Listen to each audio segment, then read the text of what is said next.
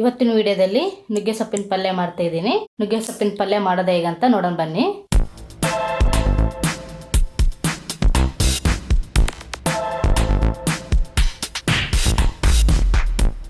ಈಗ ಸ್ಟವ್ ಹಚ್ಚಿ ಸ್ಟವ್ ಮೇಲೆ ಬಾಣಲಿ ಇಡೋಣ. ಬಾಣಲಿಗೆ ಒಂದು 3 ಸ್ಪೂನಷ್ಟು ಎಣ್ಣೆ ಹಾಕೋಣ. ಎಣ್ಣೆ ಹಾಕ್ಕೊಂಡು ಎಣ್ಣೆ ಬಿಸಿ ಆದಮೇಲೆ ಅದಕ್ಕೆ ಹಸಿಮೆಣಸಿನ್ಕಾಯಿ ಸೇರಿಸ್ಕೊಳ್ಳೋಣ. ಹಸಿಮೆಣಸಿನ್ಕಾಯಿ ಸೇರಿಸ್ಕೊಂಡು ಎಣ್ಣೆಯಲ್ಲಿ 1 ನಿಮಿಷ ಫ್ರೈ ಮಾಡ್ಕೊಳ್ರಿ. 2 ಈರುಳ್ಳಿ ಕೊಯ್ದಿಟ್ಕೊಂಡಿದ್ದೀನಿ, ಅದನ್ನೀಗ ಎಣ್ಣೆಗೆ ಸೇರಿಸ್ಕೊಳ್ಳೋಣ. ಸೇರಿಸ್ಕೊಂಡು ಎಣ್ಣೆಯಲ್ಲಿ 1-2 ನಿಮಿಷ ಫ್ರೈ ಮಾಡ್ಕೋಬೇಕು.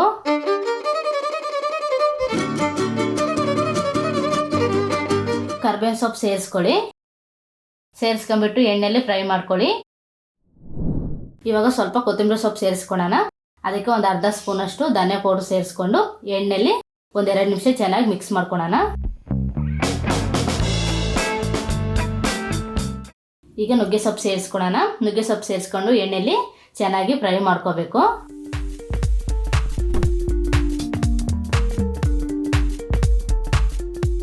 ನೋಡಿ, ಈ ಥರ ಚೆನ್ನಾಗಿ ಫ್ರೈ ಮಾಡ್ಕೊಳ್ಳಿ. ಸ್ವಲ್ಪ ಉಪ್ಪು ಹಾಕ್ಕೊಳ್ಳಿ. ಉಪ್ಪು ಹಾಕ್ಕೊಂಡು ಎಲ್ಲನೂ ಚೆನ್ನಾಗಿ ಎಣ್ಣೆಯಲ್ಲಿ ಮಿಕ್ಸ್ ಮಾಡ್ಕೊಳ್ಳಿ.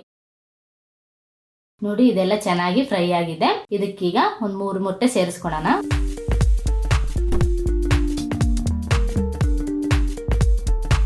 ಮೊಟ್ಟೆ ಸೇರಿಸ್ಕೊಂಡ್ಬಿಟ್ಟು ಚೆನ್ನಾಗಿ ಮಿಕ್ಸ್ ಮಾಡ್ಕೊಳ್ಳಿ. ಎಗ್ ಬುರ್ಜಿ ಮಾಡ್ತೀವಲ್ವಾ, ಆ ಥರ ಸೊಪ್ಪನ್ನು ಮೊಟ್ಟೆನೂ ಚೆನ್ನಾಗಿ ಮಿಕ್ಸ್ ಮಾಡ್ಕೊಳ್ಳಿ. ನೋಡಿ, ನುಗ್ಗೆ ಸೊಪ್ಪಿನ ಪಲ್ಯ ಚೆನ್ನಾಗಿ ಬಂದಿದೆ. ಟೇಸ್ಟಿಯಾಗೂ ಇದೆ, ರುಚಿಯಾಗೂ ಬಂದಿದೆ. ಈಗ ಸ್ಟವ್ ಆಫ್ ಮಾಡ್ಕೊಳ್ಳೋಣ.